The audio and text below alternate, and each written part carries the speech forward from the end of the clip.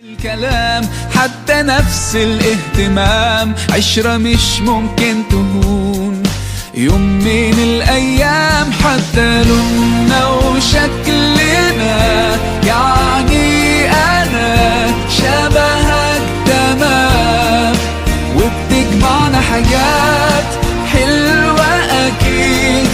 يلا نمد الإيد من غير كلام، أجمل الأوقات.